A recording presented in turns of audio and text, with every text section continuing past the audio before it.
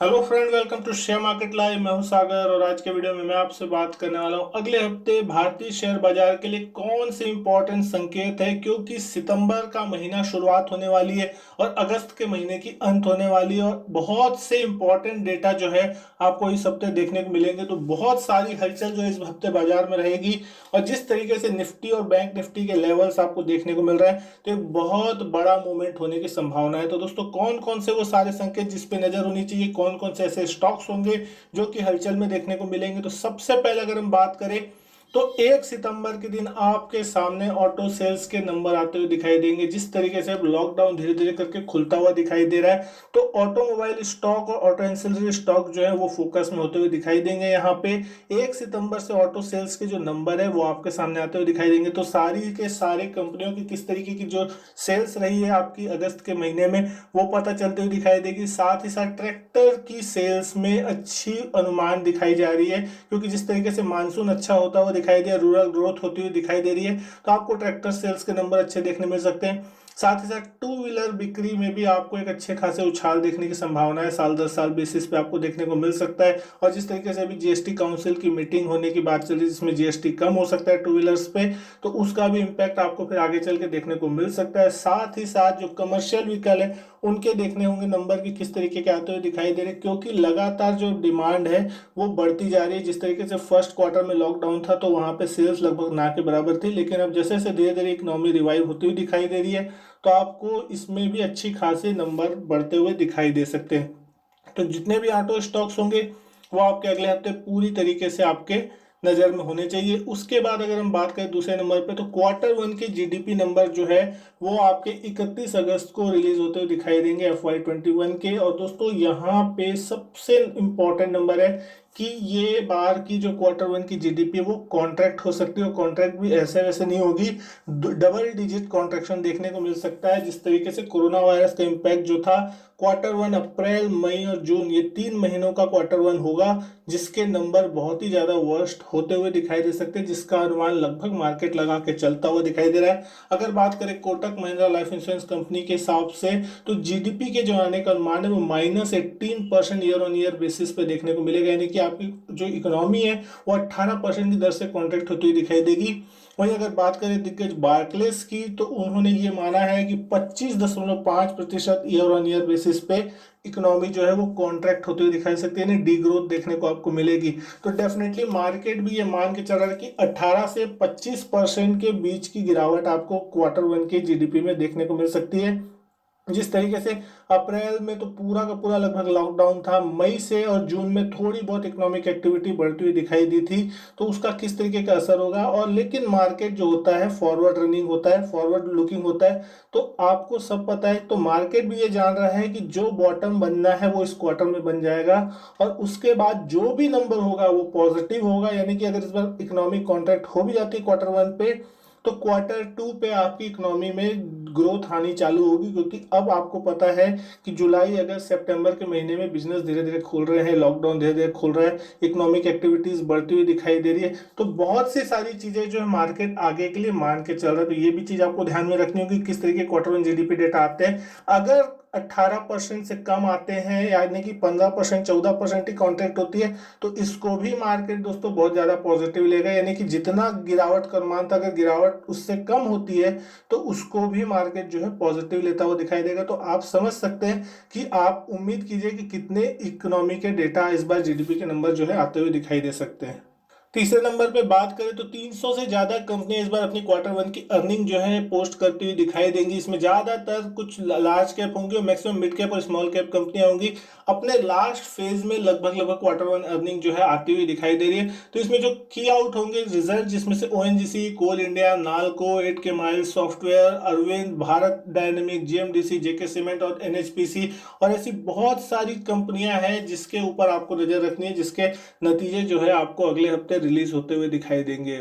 इसके बाद बात करें चौथे नंबर पे, तो आरबीआई के द्वारा जो 6 महीने का मॉरिटोरियम पीरियड दिया गया था वो अब खत्म होने वाला है 31 अगस्त 2020 को। यानी कि जिस तरीके से अब मॉरिटोरियम खत्म हो रहा है तो आपको इस बात का लगभग कंफर्मेशन मानी जा रही है, मार्केट भी मान के चल रहा है कि ये मॉरिटोरियम पीरियड को आगे नहीं बढ़ाया जाएगा और 31 अगस्त के बाद जो है मॉरिटोरियम खत्म हो जाएगा। और ये चीज जो है बैंकों के लिए और एनबीएफसी स्टॉक्स के लिए पॉजिटिव होती हुई दिखाई देगी। जैसा कि आपने देखा पिछले हफ्ते बैंकिंग स्टॉक और एनबीएफसी स्टॉक्स में एक अच्छी खासी रैली पकड़ती हुई दिखाई दी ये इस डेट आने से पहले।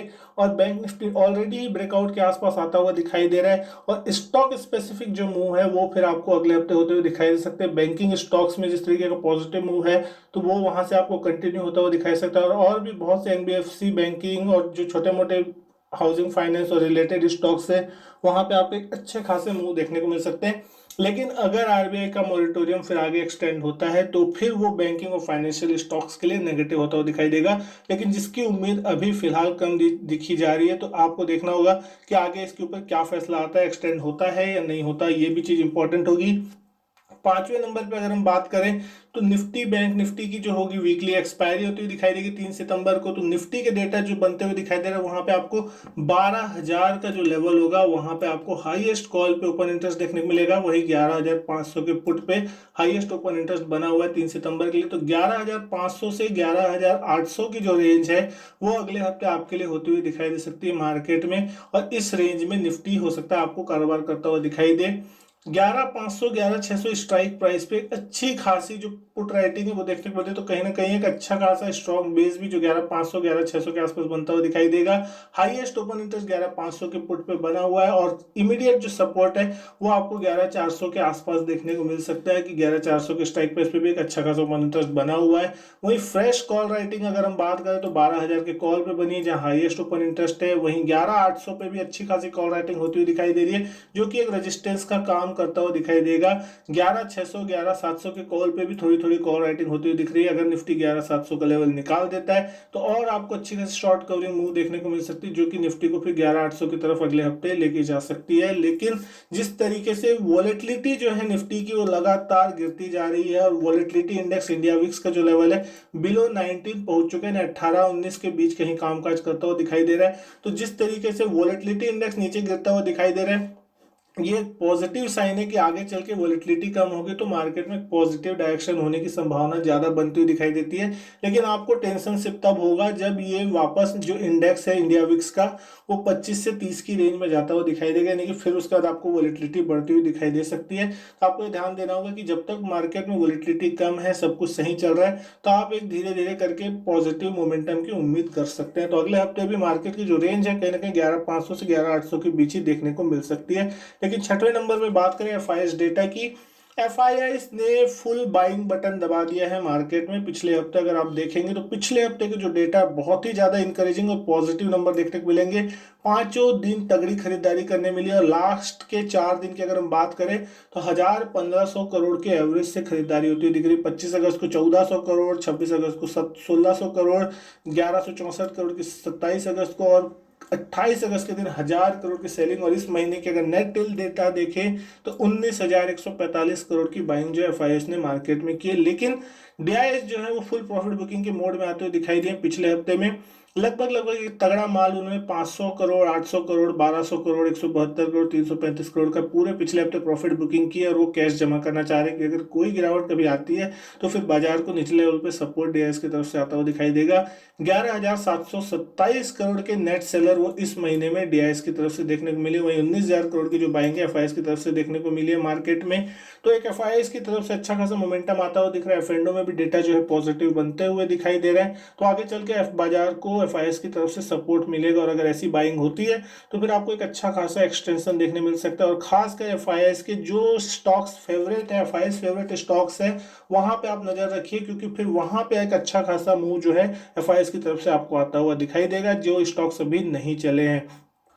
सातवें नंबर पे अगर बात करें तो कोरोना वायरस दोस्तों, इसका अभी तक फिलहाल कोई हल निकलता हुआ दिखाई नहीं दे रहा है। अभी तक वैक्सीन की कोई खास उम्मीद नजर नहीं आ रही। वैक्सीन बन रही है, सारी फेस ट्रायल्स चल रहे हैं, लेकिन अभी भी भारत में जिस तरीके के आंकड़े देखने को मिल रहे हैं वो बहुत ही डराने वाले हैं। अब दिन के लगभग लगभग 70-75 हजार मामले रोज के आते हुए दिखाई दे रहे हैं और लगभग 35 लाख केस पार हो चुके हैं। तीसरे नंबर पे भारत है और ब्राजील का नंबर है 38 लाख जो लोगों के साथ दूसरे नंबर पे। तो हो सकता है आपको एक आध दो हफ्ते में भारत ब्राजील को टेक ओवर करता हुआ दिखाई दे। जिस लेवल से यहाँ पे केसेस बढ़ते हुए दिख रहे हैं तो भारत बहुत ही जल्द दूसरे नंबर पे आ जाएगा, तो कोई कहा नहीं जा सकता। अमेरिका अभी नंबर 1 पे 61 लाख मामलों के साथ, लेकिन वहां डेथ हो चुकी है 1,86,000। भारत में भी मरने वालों का आंकड़ा ऑलमोस्ट 63 हजार के पार पहुंच चुका है, तो बहुत बड़ा आंकड़ा यहाँ होता हुआ दिखाई दे रहा है। और जिस तरीके से लगातार अब इनके वायरसेस के केस बढ़ते हुए दिखाई दे रहे हैं, बस उम्मीद ये है कि बहुत ही जल्द वैक्सीन आती हुई दिखाई देगी। बात की जा रही है कि दिसंबर अंत तक शायद आपको वैक्सीन मार्केट में अवेलेबल होती हुई दिखाई दे। तो ये सारी चीजें के कारण ही अभी मार्केट थोड़ा पॉजिटिव रिएक्शन देता हुआ दिख रहा है। लेकिन जिस तरीके से मार्केट में लगातार तेजी हो रही है और लगातार यहाँ पे कोरोना के केसेस भी बढ़ते हुए दिख रहे हैं, जिस एवरेज से बढ़ रहे हैं दोस्तों ये बहुत ही ज्यादा है और पीक के अभी तक फिलहाल कोई संकेत नहीं आ रहे हैं। जैसा कि सबको लग रहा था कि शायद जुलाई एंड में आपको कोरोना का पीक भारत में देखने को मिलेगा, लेकिन अगस्त का एंड हो गया, लेकिन अभी भी पीक के कोई आसार नजर नहीं आ रहे हैं। रोज के रोज आप देखेंगे तो रिकॉर्ड नए मामले आपको कोरोना के देखने मिल रहे हैं। तो दोस्तों आगे चल के कहीं ये मुसीबत ना बन जाए, इस चीज के ऊपर भी ध्यान देना जरूरी होगा। इसके बाद बात करें 8वें नंबर पे क्रूड करेंसी और कमोडिटी फैक्टर पे, तो दोस्तों सबसे पहला करेंसी फैक्टर जो कि बहुत इंपॉर्टेंट है, डॉलर और रुपीस के टर्म पे 73 के आसपास जो है आपका रुपया आता हुआ दिखाई दिया, जो कि पॉजिटिव संकेत है। लगातार 75 की रेंज में बहुत लंबे समय के आसपास कंसोलिडेट होने के बाद फाइनली यहाँ पे कुछ मजबूती जो रुपए में डॉलर के मुकाबले आती हुई दिखाई दे रही है, जो कि एक अच्छा संकेत है इकोनॉमी के लिए भी और सारी चीजों के लिए। हालांकि जो एक्सपोर्ट ओरिएंटेड कंपनियां हैं उनके लिए ये थोड़ी नेगेटिव सिग्नल यहाँ पे हो सकता है, जो एक्सपोर्ट करते हैं उनको थोड़ा प्रॉफिट में उनका नुकसान होता हुआ दिख सकता है, लेकिन जो कंपनियां इंपोर्ट करती हैं उनके लिए डेफिनेटली अच्छा है और भारत की अर्थव्यवस्था के लिए भी रुपए का मजबूत होना एक अच्छी चीजें मानी जाती है। वहीं बात करें अगर क्रूड ऑयल की, तो क्रूड ऑयल के प्राइसेस भी जो है ऑलमोस्ट $45 के आसपास कांस्टेंट होते हुए दिखाई दे रहे हैं। 45 पे ब्रेंट क्रूड चलता हुआ दिखाई दे रहा है। और वहीं पे अगर बात करें WTI की, तो ऑलमोस्ट $43 के आसपास क्रूड ऑयल WTI का जो प्राइस है वो चलता हुआ दिखाई दे रहा है। तो इसमें कोई खास मोमेंटम देखने नहीं मिल रहा है। डिमांड और सप्लाई का पूरा खेल है यहाँ पे। तो डिमांड अभी दुनिया भर में उतनी ज्यादा नहीं है जितनी की मानी जा रही थी। तो उसके बाद अगर हम बात करें गोल्ड और सिल्वर के प्राइसेस की, तो यहाँ पे आपको एक अच्छी वॉलेटिलिटी जो है इंटरनेशनल मार्केट और इंडियन मार्केट में देखने को मिल रही है। $2,000 के स्तर छूने के बाद गोल्ड में थोड़ा करेक्शन देखने को मिला। अभी भी डॉलर के टर्म में अगर बात करें $1,973 के आसपास गोल्ड कारोबार करता हुआ दिखाई दे रहा है। तो गोल्ड एक सेफ हेवन के रूप में पूरी दुनिया में माना जा रहा है और बहुत ही बड़े बड़े सेंट्रल बैंकों की तरफ से भी गोल्ड जो है बाइंग की जा रही है, तो जिसके कारण गोल्ड की डिमांड लगातार बढ़ी हुई है। तो आगे चल के भी आपको गोल्ड में पॉजिटिव ट्रेंड देखने को मिल सकता है और अभी ऐसा पहले ही शायद ही देखने को मिला है कि गोल्ड इक्विटी सारी चीजें एक साथ आपको चलती हुई दिखाई दे। तो ये एक रेयर कंडीशन है, लेकिन आपको गोल्ड भी एक प्रकार से पोर्टफोलियो में इसमें शामिल करना चाहिए अगर आपको लगता है कि आपको अपना पोर्टफोलियो हेज रखना है या सेफ्टी के साथ रहना है। गोल्ड एक अच्छा ऑप्शन हो सकता है। सिल्वर में भी अच्छा खासा लेवल देखने मिल रहा है। $27 के आसपास तक के लेवल जो है सिल्वर में देखने को मिल चुके हैं। तो अगले हफ्ते देखना होगा किस तरीके की वॉलेटिलिटी जो है गोल्ड, सिल्वर, ऑयल और खासकर रुपीज में देखने को मिलती है। अगर इसमें सब चीज स्टेबल देखने को मिलेगी तो आगे चल के जो मार्केट की तेजी है वो और बढ़ती हुई दिखाई दे सकती है। तो दोस्तों उम्मीद करता हूँ आपको ये वीडियो पसंद आई होगी। वीडियो अच्छी लगी हो तो लाइक कीजिएगा, शेयर कीजिएगा दोस्तों के साथ। चैनल सब्सक्राइब नहीं किया तो चैनल भी सब्सक्राइब जरूर कीजिएगा।